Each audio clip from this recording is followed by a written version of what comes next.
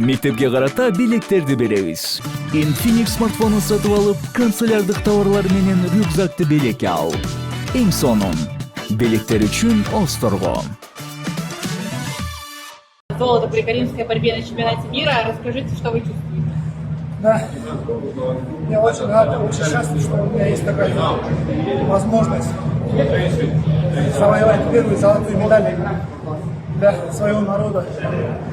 И я посвящаю эту победу всему моему народу, всему Казахстану. И я знаю, что моя семья сейчас за меня болеет.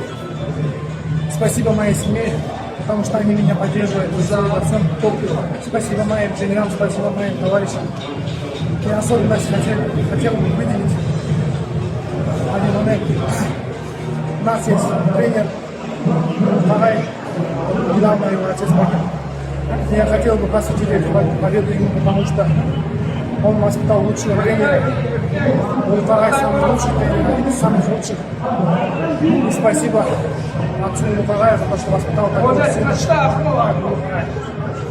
Расскажите, как для вас прошла финальная схватка? Со стороны все было очень быстро и просто, как она для вас? Да. Я и вчера говорил, что я хочу показать, на что способна киргизская школа борьбы. Я думаю, я показал, я взял реванш.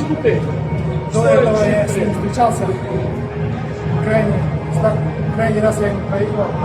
Вот и взял реванш.